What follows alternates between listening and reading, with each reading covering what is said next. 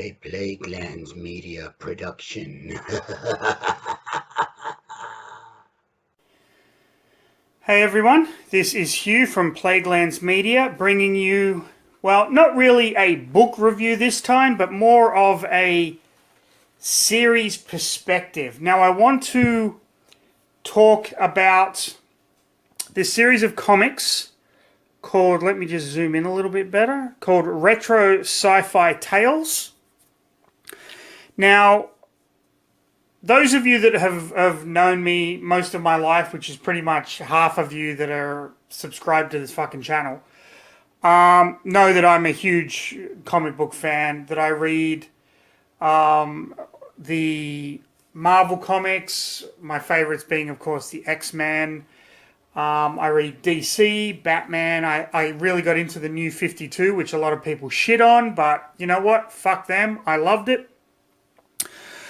But really, my favorite sorts of comic books were the anthology comics, things like Tales from the Crypt, where you really got like 4 or 5 stories in one book because they never felt stale. Sure, there were some predictable twists in the ends of these stories, but they were always kind of fresh and new and just very, very enjoyable. I absolutely love science fiction. And so when I was told about this comic book series, Retro Sci-Fi Tales, it really kind of spoke to me. It's by an indie comic publisher, Dark Oz Comics. Of course, I will link their website down below for you. The writer and really the brains behind Dark Oz Comics, Darren Kozel, puts his books on Kickstarter to get them funded because it's of course very difficult for indie comics, especially Australian indie comics, which this is, to get kind of out there in the mainstream. So I wanted to kind of go through my collection of retro sci-fi tales with you, just talk about why I love this book so fucking much. First of all, let's just take a look. This is the cover to issue 1. April 2014. And when you open it up, you can see right here a list of all of the artists and writers and people that contributed to the comic, as well as an editorial by Darren himself. But you are getting a lot of stories in this book with just classic art. Here we've got Voyage of the Earthman. I'm not going to actually go into detail from the stories. I don't want to spoil things for people. Mysteries of the Sea. So with each story you get like a comic book cover. Almost makes you feel like you're getting a whole new comic book in one. Just gorgeous covers, gorgeous art here. And you can see the art style changes. There's something in here for everyone. But it really has that retro feel to it, that 1950s kind of space exploration kind of feel. So this was issue 1. Really impressed, really great stories. Just a lot of fun to read. The Impossible Diary. This was an absolutely brilliant little story as well. You can see the art is very unique compared to what is in the comic book. So this is issue 1, and then you get something on the back. And then we have issue 2 here. A year later, Darren managed to get this funded. So you've got time travel stories here. There's really something in these books for everyone. They're just the Duck Scots technological marvels. They really are just fun, enjoyable short stories to read. And if you're a fan of the classic sci-fi authors like Asimov and Alfred Bester and Heinlein, things like this, then you're really going to be happy with the caliber of the stories in each of these books. So that was issue 2. Apologize for bumping the camera there. Issue 3 has one of the best covers. That just screams classic retro sci-fi. And it just looks amazing. There are some stories with recurring characters like Captain Ice in it. This art here reminds me a lot of the art in some of the 1980s game books, fighting fantasy books that I used to enjoy. Captain Ice and the Space Pirates is a reoccurring kind of story, which is, I mean, look at this. Come on. How can you hate on this kind of a comic? And the fact that Dark Oz Comics works so hard to not only get these books out, but to give artists a chance to showcase their work. It's just a really wonderful kind of institution for artists and writers to kind of come together. And you can tell from the caliber of the stories that Darren Kozel is just such an imaginative creator. His stories all end with these twists that 9 times out of 10, you don't see them coming. So here's the cover for number 4 for Retro Sci-Fi Tales. Issue 4 from April 2017. Classic. Just a classic giant clanking robot.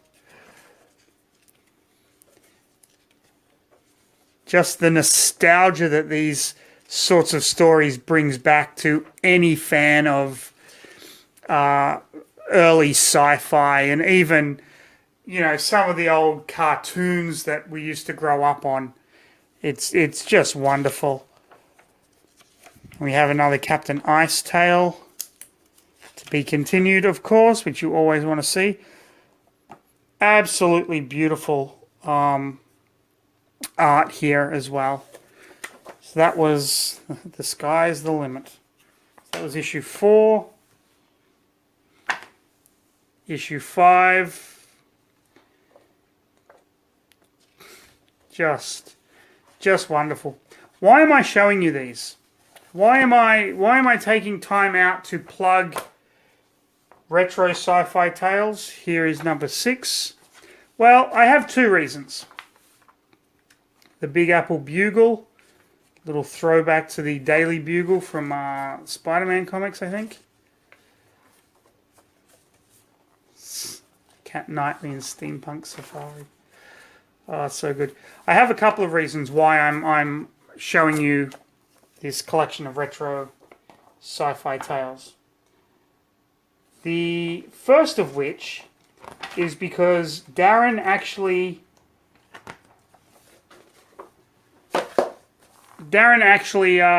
gave one of the hairiest Plaguelandians out there, Mr. Ian Van Gammett, the opportunity to do some of the art in some of his books.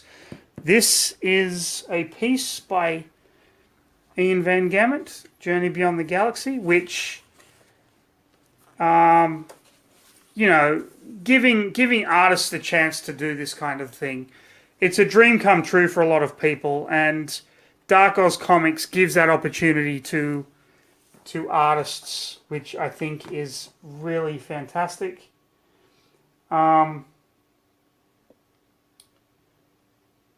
Yeah, we have